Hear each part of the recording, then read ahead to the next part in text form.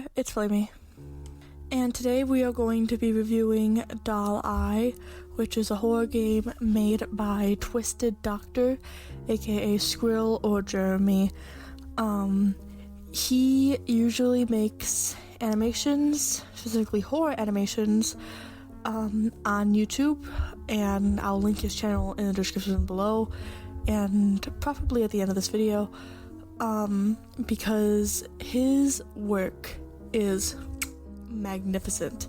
He has such good, just such good animation, it's some good tone, he's working hard on crafting his skill, and I really appreciate it. And before we get into this video, I would like to introduce a spoiler warning for Chapter 1 of Doll Eye, which is the game he made, and the game that I'm going to be reviewing. Because Chapter 1 is out right now. It's the only chapter that's out right now, and I'm going to, be going over some of the smaller details, some of the bigger details that are in spoiler territory.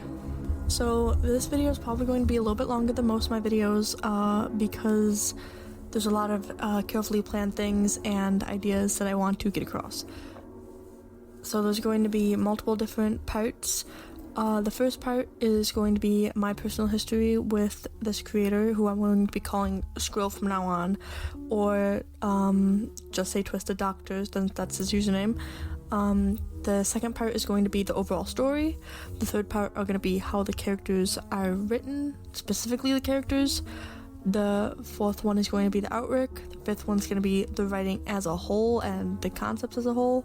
The next one after that is going to be the music. The next one after that is going to be the character designs. And then the last one is going to be tone, before I do a whole different part of my overall thoughts.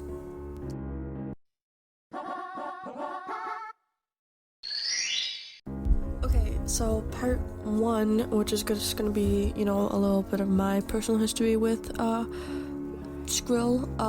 And so I say personal history, but I really mean how long I've appreciated his work and how long I've watched his content. I've watched his content since he started actually developing his art style, and when he started developing his art style into something more so he wouldn't have the same face syndrome and all that, is when I started to see his Tumblr and see all of the development on his characters and how hard he was working on all this.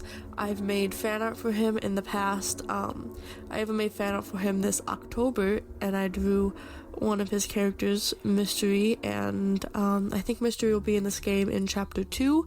He's in Chapter 1, but just so everyone knows, my bias on this game. So, I've been following his artwork and his content for a long time. I watched videos that are now deleted now, and I saw how his idea for this changed from how it was to how it is now, and it's just a lot of development.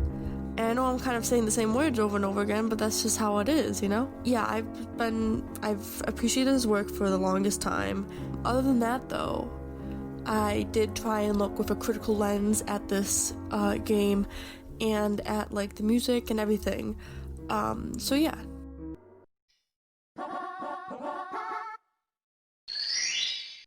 So the story. The story of at least Chapter 1 of Doll Eye goes a little bit something like this. Alfred has a nightmare. Alfred wakes up, gets ready for the day, and he talks to his wife. Then he gets a text from his daughter. His daughter's like, "Hey, can you pick me up soon?" And he's like, "Okay, yeah, sure," and brings around Cow. And Cow is Alfred's guardian angel, who has been working for him for I think a year. Around the house you see these pictures of what you can only assume to be Alfred's son, because of how much he looks like Alfred, and how there's just these pictures of this young boy. And so they go into town, they go to the comic book store for Kyle first, because Kyle wants to get a comic book. As they go there, he stops them. He stops them and he's like, hey, Alfred, you're a horrible father. You're a horrible father. You're a horrible father. In this dude's face, out of nowhere. And Kyle was like, hey, Alfred, you're not a bad dude. Don't listen to him. And Alfred's like, yeah, okay. I am a bad person, but he's being dumb. I know about when I see one. And then they go to the comic book store. They talk to the cashier, which is just sitting there. And then the same dude comes back. The dude named Peter that was bothering them earlier. And he's like, haha. And then he knocks all the books down. He runs away because he knows, and even says this, that Alfred likes everything to be extremely tidy. He's very much like, I need everything to be nice and perfect and, you know? And then he leaves. And it really just throws Alfred off. And Alfred's like, I'm gonna go get a drink. Wait by the place that she said we'd meet up. His daughter said they would meet up, and, you know, just, you can get your comic book, I'll be over there.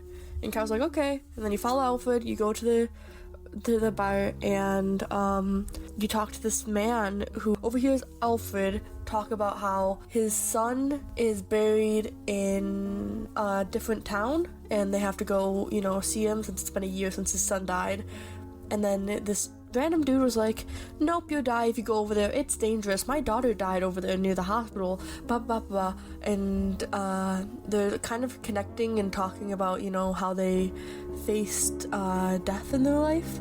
And then it cuts to you being Cow now, and as Cow, you helped pick up the books and you get your book, and then you go to see them and you interrupt them right in the middle of their very deep, very dark conversation, and you're like, haha, sorry. You as in Cow, and then Alfred go over to the bench where Alfred's daughter meets up with you, and then you're like, haha, hey, I heard about this new edgy thing that apparently teens and young adults like. Do you want to go? As Alfred, you say that. And the daughter's like, yeah, whatever, fine. You go there. The daughter not yells, but like, you know, talks to Peter, who's running the store, and she's like, Peter, you can't keep on doing this, man. Why did you make fun of Cow when your problem was with Alfred, blah blah blah. And Peter's like, man, I'm sorry. And she's like, you don't have to say sorry to me. I'm not the one who you should be apologizing to. And then you go over and you get a shirt, and the shirt says sorry, and you get it from Peter. And then you go home, and basically what's left of the game is a bunch of cutscenes where he has another nightmare that night, and then in the morning him and Kyle go to his son's grave, and the stress and the artwork during this cutscene of them in the car is absolutely wonderful. It is almost completely grayscale. There's some parts that aren't completely grayscale. It's very desaturated, and Alfred's very aggravated because he's just very emotional over, you know, the death of his son. And they go over, and then you look at the grave and you kind of stare at it for a while, and then you're done. And that's just a brief overview of what the first chapter's like. There's a lot of other things that I missed, but I played it all the way through trying to find every single small thing that I could find so I could make this the best possible thing to review. There are some cute little jokes about, you know, why are you just randomly walking up to people, and there's even some jokes about, like, the game itself. Like, you could walk up to somebody and somebody could be, like, really vague, and then you could be like, hey, stop being edgy. Like, that's very nice. So, the story so far, it's very mysterious, if that makes sense. Like, how did his son die? You just sit there and you think about that, because whenever you talk to the daughter very much does not like Alfred, and whenever Kyle brings up it, or when the game brings up that Alfred might be a bad dad, he totally accepts that, and he's like, after what I did to my daughter and my son, I'm a bad father. And Kyle's like, no, stop that. And if his daughter resents him and we don't know how his son died, then what did he what did he do? What role did he play in his son's death? And you just kind of sit there and you think about that, and it's a very, like, big mystery, and I kind of enjoy that part where you're just sitting there and you're thinking and you're trying to theorize, but nothing makes sense. And there's the two nightmare scenes. The first thing that you open up the game on is a nightmare scene where you're walking through, and then you're walking through a forest, and then all of the forest starts to have eyes, and then you see a little figure, and then it's the figure of his son.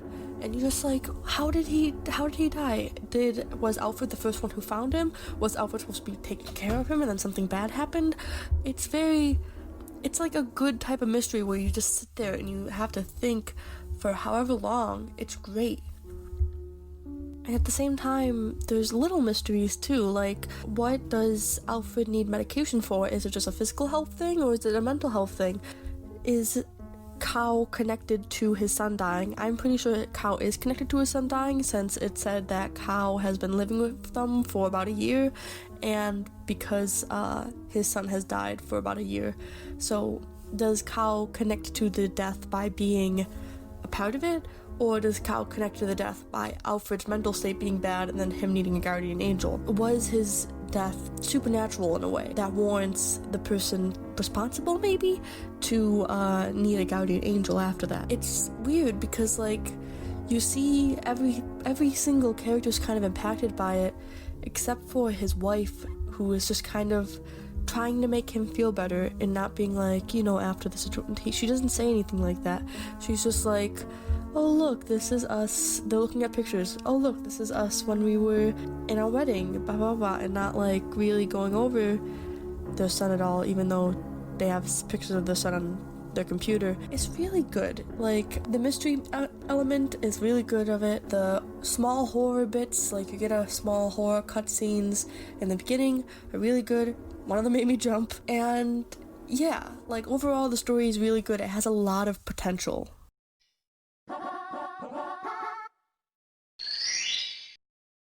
So now on to characters. So there's the main characters, Alfred and Cow, and then there's, some side characters, which I would classify as Neko, Inya, Peterson, Guy, or question mark, and Alfred's kids. Those are, like, I would classify as side for this particular chapter. Maybe they won't show up in other chapters. Maybe they're barely in anything, Those are what I would classify as side characters. Before I get into side characters and before I get into main characters, I'm going to talk about, like, the small little characters that only have, like, 1-2 lines that you just walk up to and you talk to, and they're just like, haha, little quip, haha, this. Because I love the humor in this game. It is so funny when they have, like, a little quip. There's a character who's all fluffy, and every single time that the character you're playing as tries to talk to them, they go, I'm 12, so back off. And then after all of that, they go, actually I'm 39. And I really appreciate that. That's just some good internet funny. There's some meta jokes in there. I just love them. And so now I'm going to talk about side. So I'm slowly building up to the main characters. So my biggest problem with the side characters are probably Alfred's kids, because I cannot tell them apart. Not like design wise.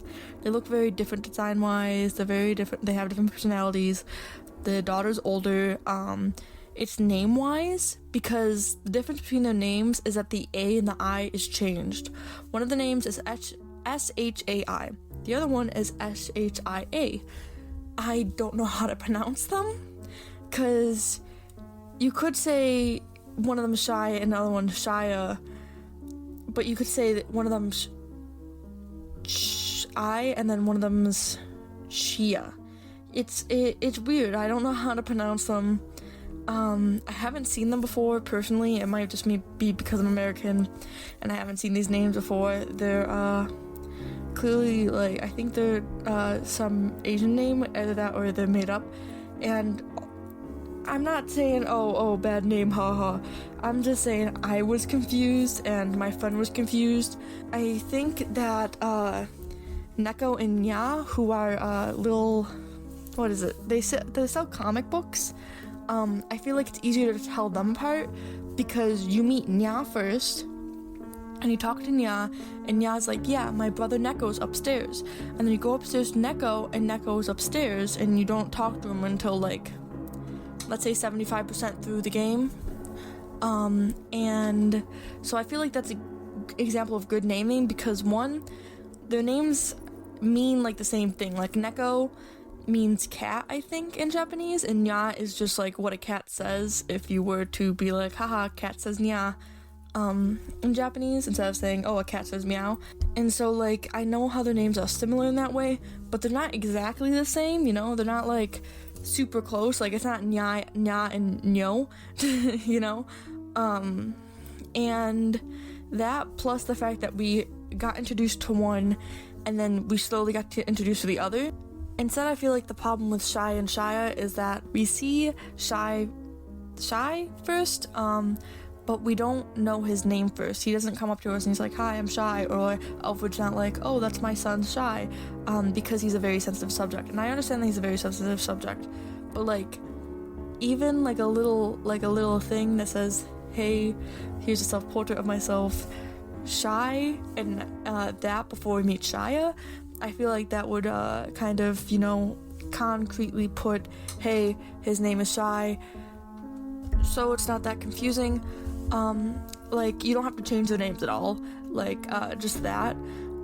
It's just hard to discern. And, okay, so I'm gonna go on to, other characters, specifically Peterson. One, I love that his last name is Peterson. I find that hilarious. Two, I don't know if this is supposed to be Skrill, like Skrill, like how he used to be, because I know Skrill used to be, like, toxically edgy. Like, I wouldn't call him toxic at all, but, you know, he used to be that type of person where he's just like, you know what, I'm just gonna be like this. And then, I don't know if it's just, like, Peterson is just, like, an example of Skrill getting too close to that type of mentality, or if it's just a representation of, hey, I want to let this out. But I love him. I love Peterson so much. Hey there, editing Julia here. I'm just editing in that Peterson may not even be Skrill's, like, edginess. It might not even relate to him at all. It might just be a representation of edgy kids online that you could see a lot that kind of act like that, and they swear a lot, and they act edgy like that. So it might be as an edgy kid overall. It doesn't really have to particularly relate to Skrill. He is, like, I love his design, first off, like the dog collar with the spikes, and that he's an actual dog, and then the spiky tail and the freaking gauges in his ears. I love it. I love his design. Even if he's a minor character or, like, a side character or whatever, I love his design. And then somebody who relates to Peterson, Guy or question mark. I'm gonna say Guy. Guy is, we don't know his name yet. I don't even think we're ever gonna know his name. All I know is that he's kind of mysterious. His daughter died, in mysterious circumstances, and he's blind. And Peterson kind of takes care of him, and I love that. And even when I learned that Peterson took care of him, I was like, oh, that's cool, I love Peter. And then I played through the game more, and Guy recommends Alfred that, hey, you should go to this new clothing shop. This clothing shop's good for, like, you know, edgy kids. And Alfred's like, cool, my daughter would love that. And then they go over, and it's Peter's shop. it's like his handmade shop with a bunch of, like, edgy shirts, and I love that. I absolutely adore that. That he's just like, okay, you give me my groceries, I'm gonna advertise your shop to whoever comes by.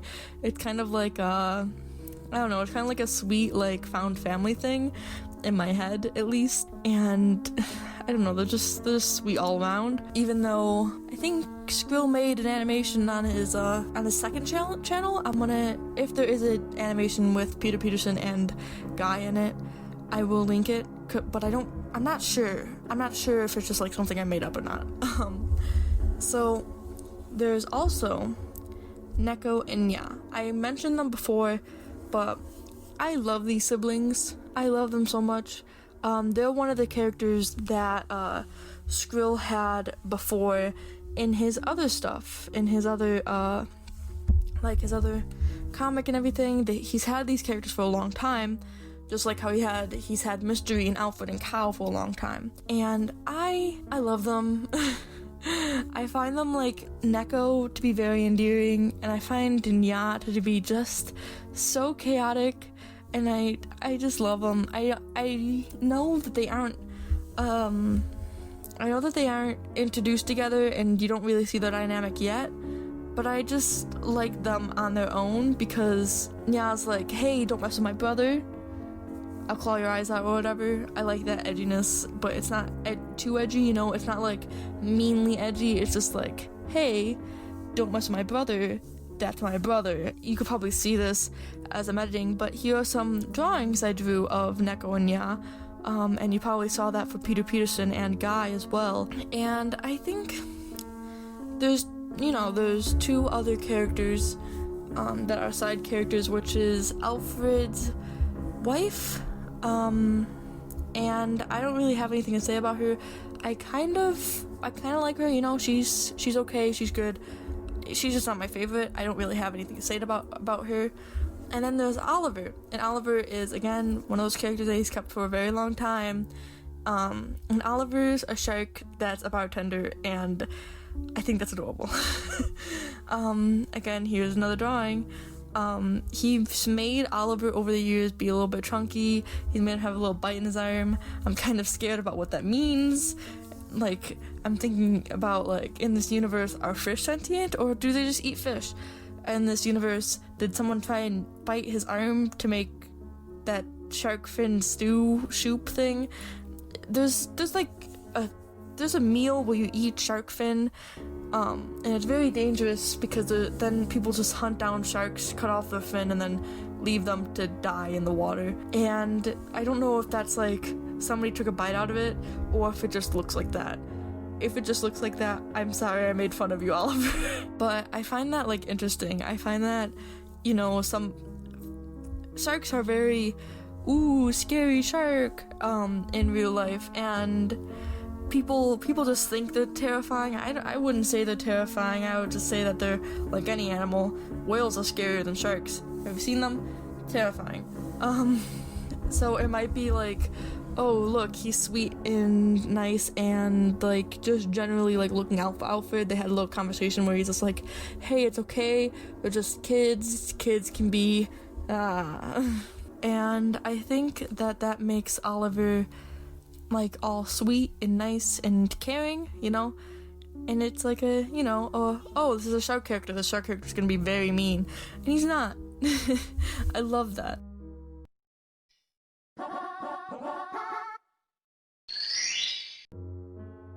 On to the artwork of the game. The artwork of the game isn't, like, bad per se. There are just some that I question and some that I don't. And so we're just gonna go over the ones that I question because good news next, okay? So the first one I'm gonna show it on screen is a picture of Cow and Alfred sitting down waiting for the bus. Now, it looks fine, it looks good, Cow and Alfred looks great. Skrill Jeremy's character design is always great. I love it. But what's weird is that the bench is huge. So is the bus sign. I don't know if this is a stylistic choice. If it is, Skrill, you could just say that in the comments if you're watching this. But if it isn't, just make them a little bit bigger, or like make the chair a little bit smaller. Also the bus sign is really big. Like, compared to Cow's body, it's huge. I don't know if this is just because it's, like, anthropomorphic characters, so there might be giant characters that need something that big, but I just don't know. I don't know if it's, like, a lore reason, like, oh, like, this is a dog and a sheep, so it makes sense that they're smaller compared to, like, a hippo, even though I haven't seen any big animals like that in this game so far. It just doesn't, like, click in my head.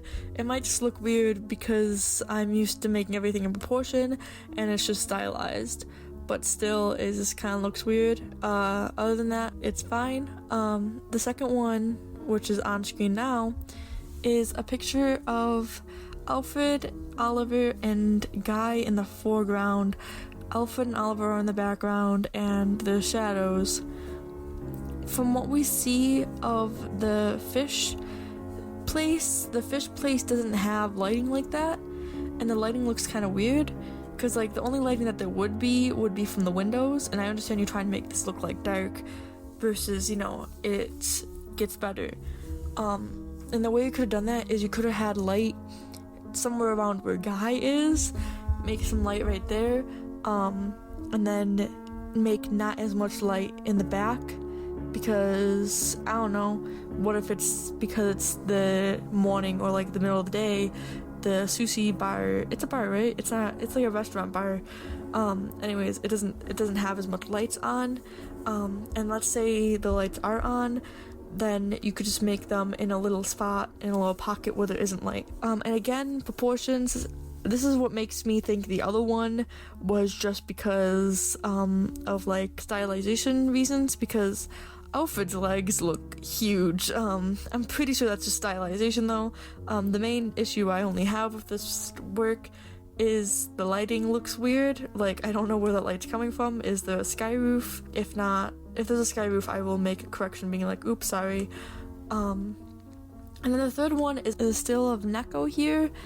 And Necco, I love them. They're like pretty chill. He's so nice. He's like so genuinely just nice.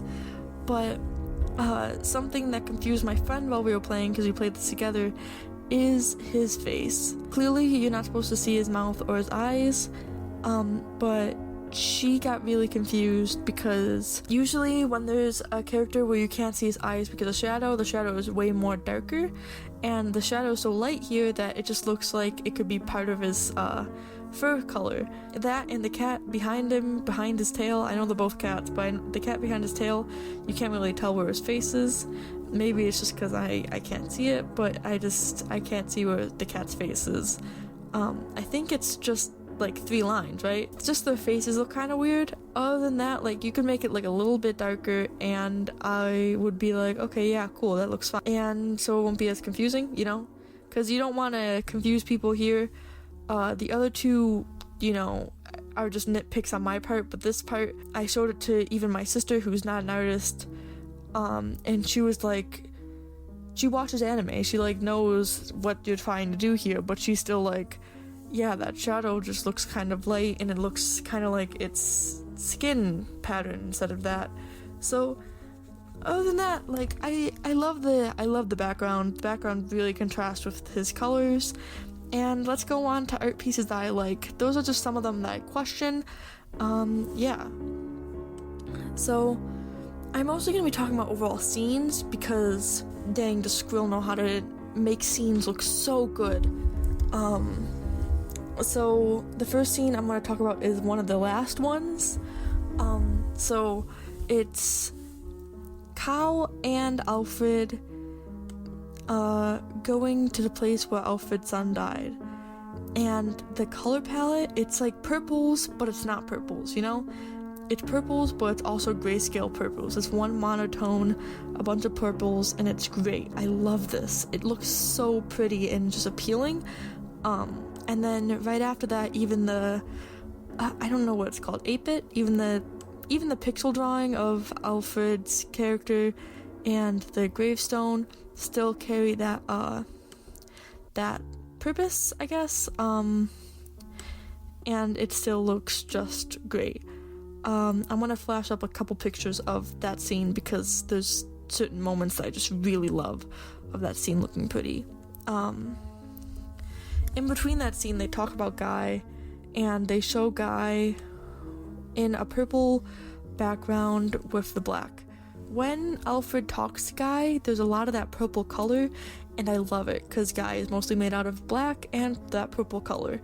And that silhouette, I just love his character designs, because that silhouette, you could tell immediately it's Guy without even saying anything. You could tell immediately what character that is, because his silhouettes are so clear, and I'm just praising at this point, but still.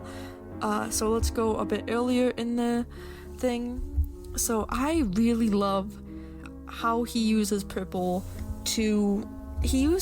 purple almost to signify something being dangerous, and I love that.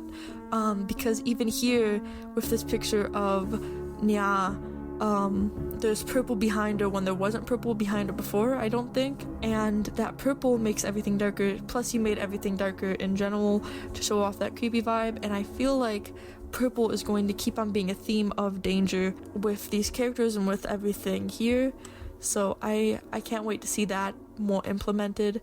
Maybe it's just a color that he goes to immediately, or maybe that's conscious of just, oh yes, purple is going to be the creepy color. Again, the conversation that Alfred has with Guy, where it's technically there's two other people in the restaurant, but it feels like it's just them two because they're having such an intimate conversation while being so far away from each other and having their backs turned to each other. And there's these two shots. There's this one shot where it's just them and you can see their backs are turned away from each other and the guy is still reading a magazine. And there's another shot where it's more of their profiles, if that makes sense, but it's their full body profiles in view. And like, here's a good example of what I meant with making the darkness under the shadow under their hair, bangs, and their nose darker, so you know that it's darker there. With Alfred in this picture of them talking, the shadow over his eyes is so dark that you know, hey, this is supposed to be here for dramatic reasons, and I love that. And so here I have 3 more just things to praise about the artwork in this. I'm more of an art person, and I could honestly just go through every little bit of this and just analyze it because I am an artist and I love this stuff. And during their conversation, they get interrupted by Cow, and I love how the color palette of dark purples and blacks goes straight back to the oranges and the yellows of outside, especially when Cow comes in the room, because Cow is clearly trying to be the person who is that bright person in Alfred's life to make him feel better. Other thing I want to praise is the dream sequences in this game. The dream sequences are either something that you could play, as with the first scene, or something you can just view. One of the dream sequences has what's his name? It has Shy, I think. It has Shy being an astronaut in the dream that Alfred's having, and it's like in this childish art style, but at the same time you can tell it's done by a professional, and there's like, it's so super scribbly and the scribbles move, and I love that. It's just a little trick that people do in animation to make things look a little bit more alive, and I appreciate that. And the last one we're going to talk about is this pixel image of Alfred in bed with his wife. And the reason why I like this is because of the dark oranges, the dark yellows, the browns, how he doesn't really want to wake her up, and she's just, quietly tucked in a bed. I imagine she's in the fetal position on her side in this shot, but you can't really see since they're under the covers. I like how the covers kind of move because they're under it. Not move, but you could see their body slightly in it. It just looks very nice, especially when you've seen it before with it being the morning and it's a totally new environment now. And it may just be because of, put a little dark filter on it, but I don't know, it really brought it all together, in my opinion. And other than that, yeah, we're done with artwork. Overall, the artwork is amazing. He really knows how to make something look like horror and really knows how to make animations, and he's a very talented person, to say the least. There's just some stuff in here that might be confusing to new audiences who aren't used to such a stylized world, and yeah, that's it for artwork.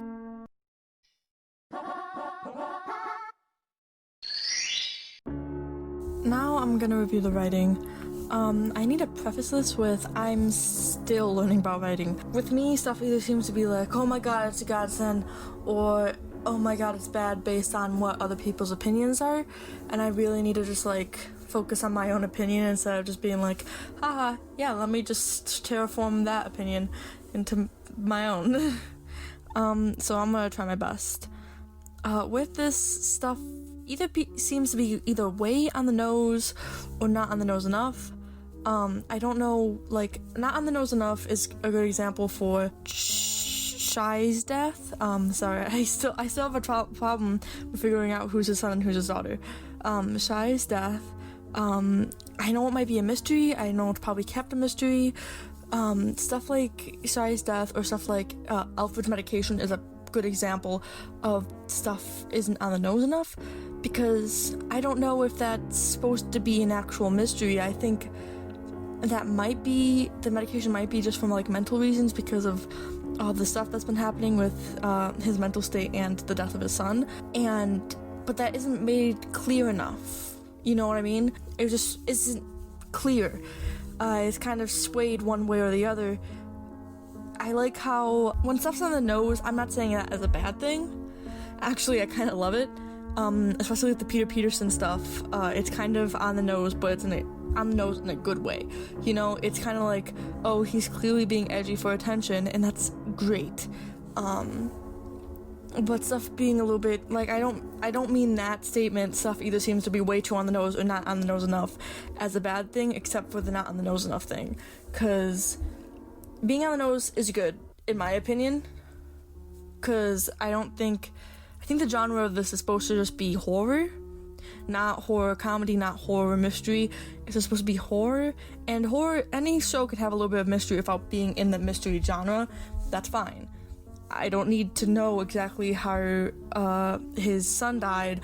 I can just guess. Theorizing and guessing over that is fine.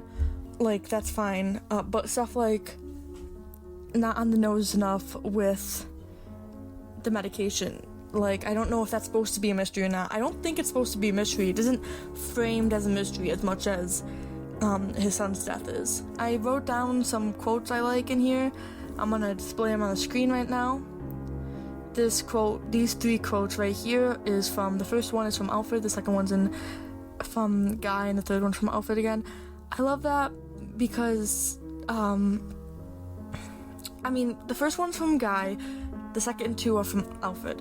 I love that because, like, the uncertainty of the yes, I just appreciate that, the uncertainty of, should I reveal to this man that my son's dead?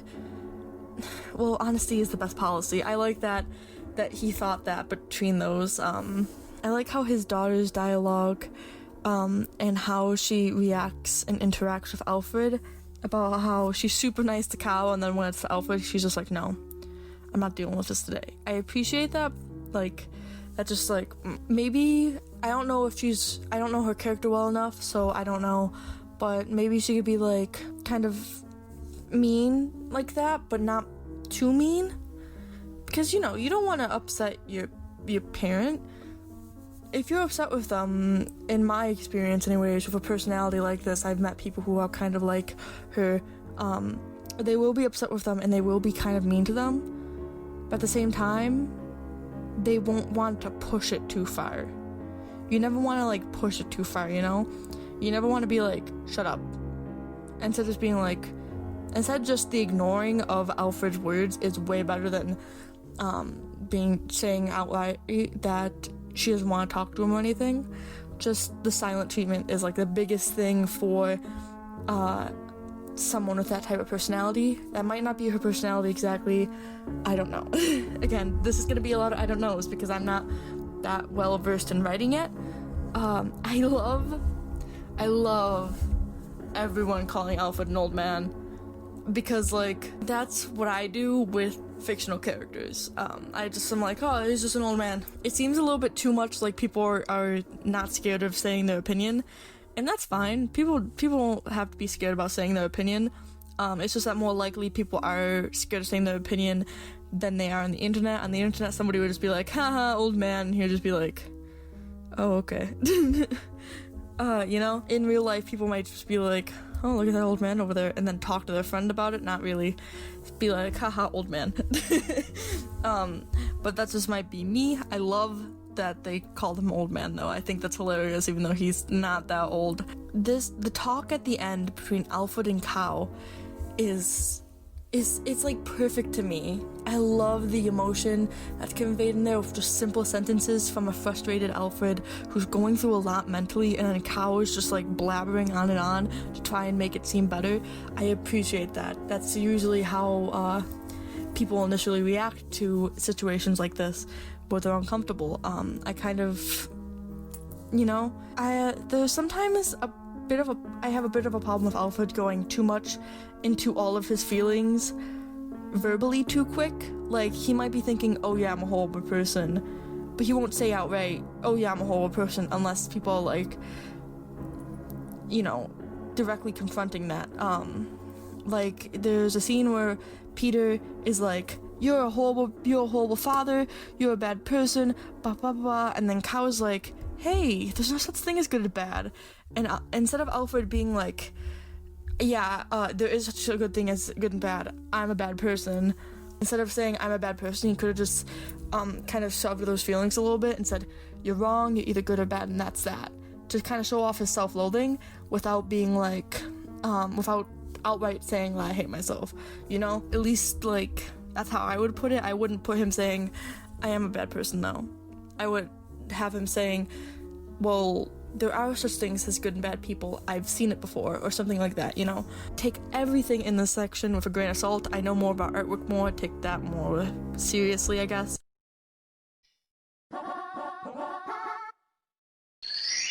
Now it's time for the music, and I have nothing but praise here.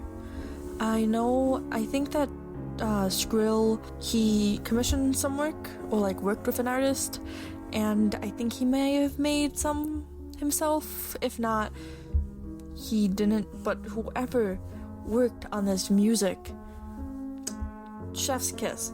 Beautiful, I love it. It fits with the tone beautifully well. It has, like, let's just say the Cow's Room. Cow's Room has a specific track, and I'm gonna be honest, I've listened to that stuff on repeat for like an hour while working on video stuff, while working on my homework. It is totally worth it just to take a listen to the soundtrack. Hopefully the next chapters have the same quality of the soundtrack, because it's freaking great. It fits with the tone, it fits with the atmosphere, it fits with the game overall. And this is the short part because I'm just praising the music, but that's what the music deserves, honestly. It's good. It's just plainly good. I don't know anything about music, but I listen to it, so in my book, it's good.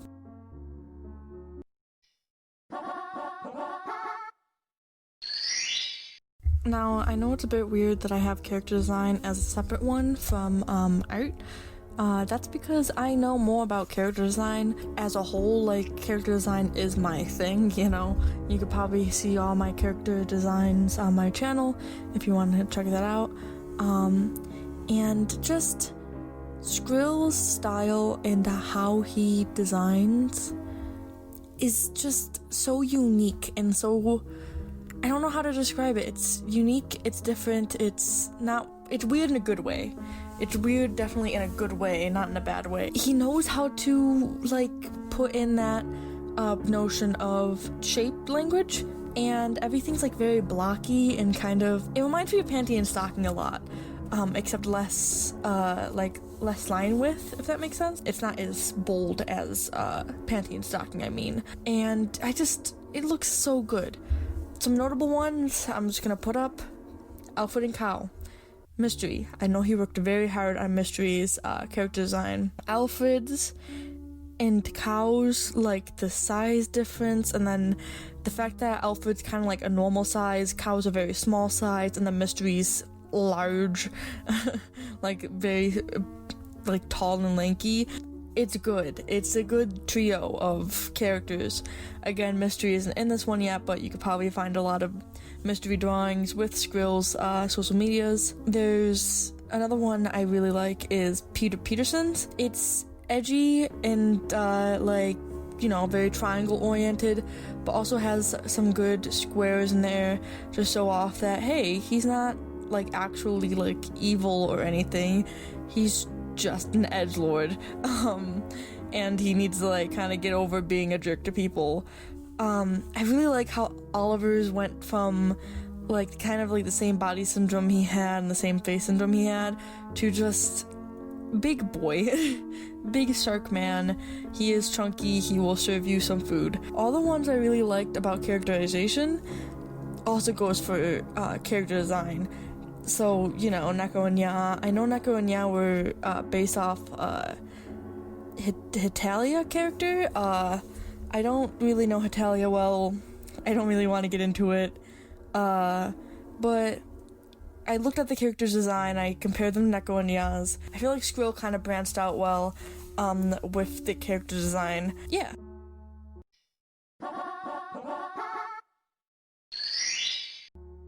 Okay, this is the last part before I go into the overview and then, the ending. So tone.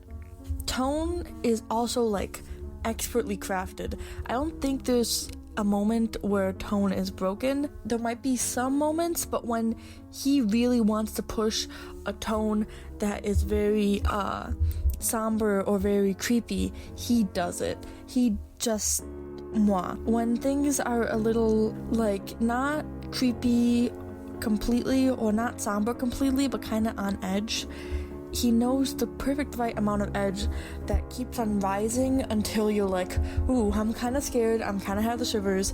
Again, I played this with a friend and she was kind of like, ooh, it's getting a little bit creepy now. And I was like, yeah, you can kind of just feel how it slowly like drops, especially with how the dialogue is mixed with the stunning artwork. The way it goes into creepiness, often it changes, often the creepiness gets from, okay, it's a bright sunny day, to it's a bright sunny day but the dialogue is off, to the music slowing, to it's black now, to creepy image.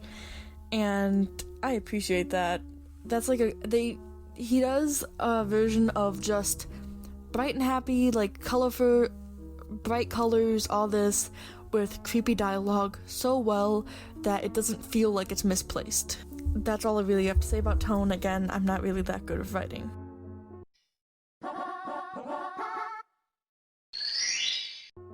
Okay, so overall, the game was extremely enjoyable.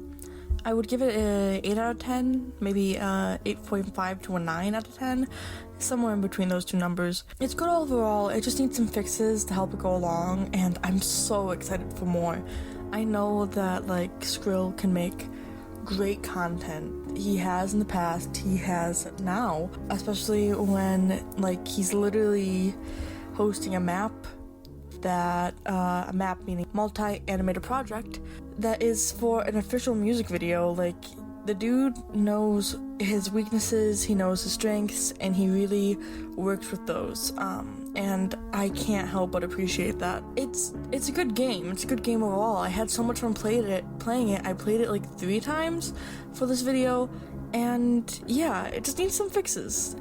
That's it. And it'll be perfect in my eyes. Good job overall. Anyways, so I'm gonna be talking during the end credits here. I just want to say thank you for watching. I know this is a long video.